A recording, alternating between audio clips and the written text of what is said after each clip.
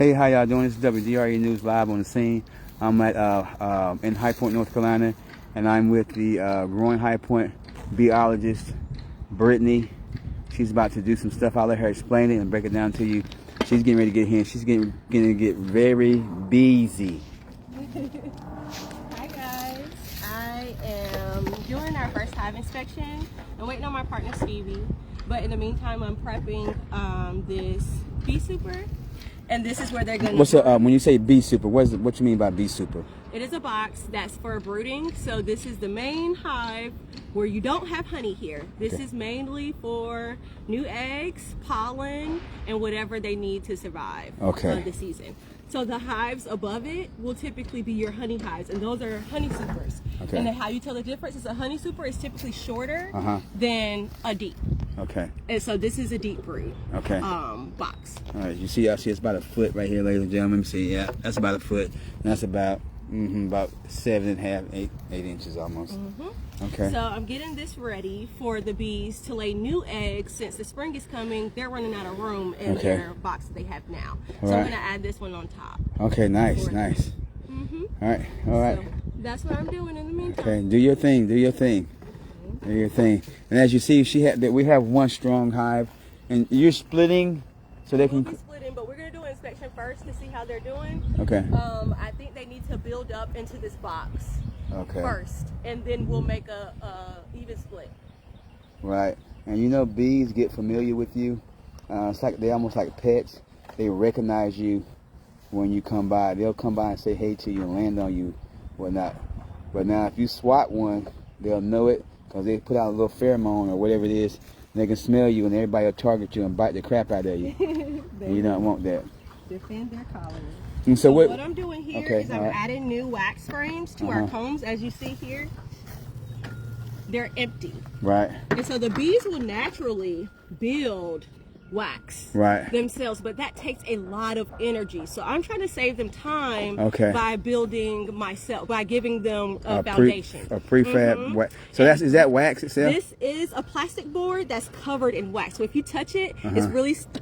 It has a wax coating on it. A thin wax coating. And so what they're going to do is they're going to come in and they're going to put another wax coating on top and start building the combs to where it looks just like this. And build out. Same time, energy, and builds the hive faster. The reason why I put them on black frames is because it's easy for me to see the eggs. Because their eggs are typically a lighter color. So then I can see eggs, I can see pests. It's easy for me to see moths, not hive beetles, honestly they're black, but the wax moths is easy for me to see those as well. So you pull them out and you see them and you extract them. Okay, good. And that's what we do for the inspection. Anytime I inspect the hive, that's what I'm looking for. Okay, cool. To make sure. That's right, y'all. This is WDRE News live on the scene down at the White Oak Garden of Growing High Point, and I'm right down here with all the bees. And I'm really right in here with the bees. I'm talking about they are all around me. Yeah, they are all around me. I'm not gonna make any sudden moves or jerks or whatnot, but as you can see, they don't have a problem with me right here. Oh, it's just right in the entranceway. Just come to the side door. All right. The camera there. Yep. All right. You see how when you moved, all of them flooded the front? Because that's their entranceway. It's like a highway. And you were just parked in the middle of I was parked in the middle of their street. And bees train the younger bees to actually learn the path of getting back and forth through to the colony. The older bees will take a bee out and they'll take them out to a certain distance and train them to come back. And before you know it, these bees go out what, 3 miles? They go about 3 miles, and how they can tell the difference is they do a waggle dance. And however long they move or they shake, that tells you the direction and the distance of how to find their food source. All right. I'm learning all kinds of things out here. And so you're going to open that up? Oh, wow. Open that up. I'm trying to wait on Stevie, give her a few more minutes. Okay. Man, that's incredible. And while I'm doing that, I'm going to prep this because we're going to have to put this on anyway. So I just want to make sure I'm not in the hive for too long.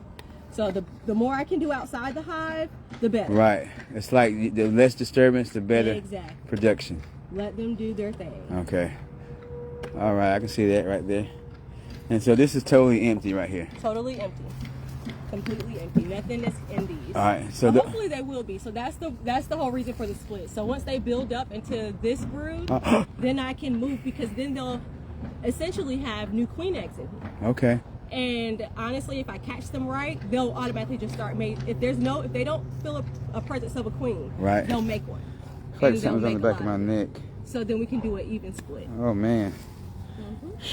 Remember, don't swat. Don't swat. Don't swat. You'll pay the price.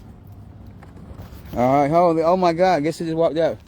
Director of Farm Operation, Amanda Mitchell. How you doing today? Good. Are you out here checking out the bees also? Yeah. Okay. All right. Quietly in the background. She's in the background, not in the highway like I was.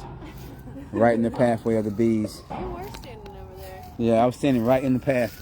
I gotta stand to the side. It's really cool to see them though. When you do it, you'll just see a bunch of them flood after you. That is incredible. Is this mullet? They look like lamb's ear. Yeah. But I think it's mullen. Lamb's ear is smaller. Like smaller leaves that are more almonds too. And there's like a patch over there. You know what? I didn't think mullen was fuzzy like that. It is. Is it fuzzy on both? I don't know. I hope it's mullen. I don't know. All right. Here we go.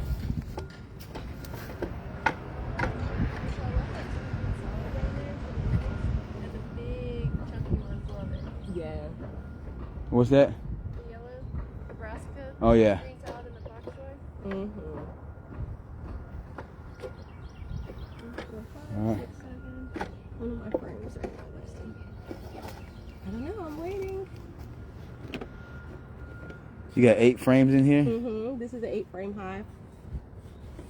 What's the are there like larger hives or? Standard size is 10. 10 frames. But the reason why you don't, why I'm assuming we did not, is because this short super could be up to 40 pounds. With a 10 frame, that could easily be 80 pounds. Okay, gotcha. And 3 of them, that's a lot of back labor trying to pick that up. So okay. yeah.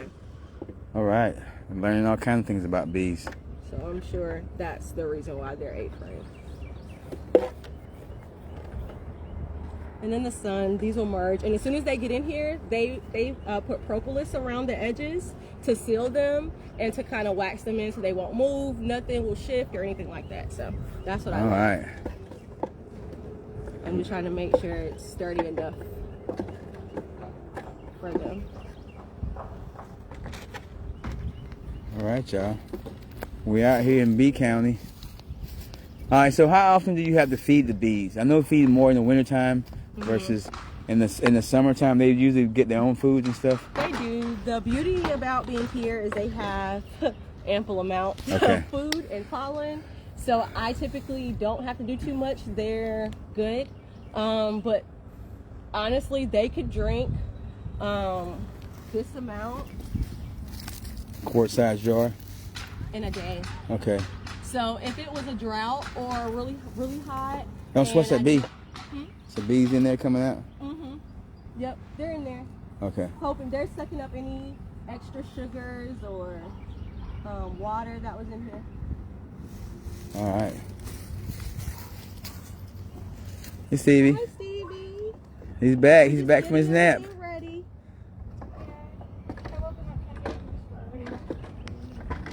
All right, y'all. Bees, bees, bees. It's WDRE News live on the scene. I'm getting busy over here.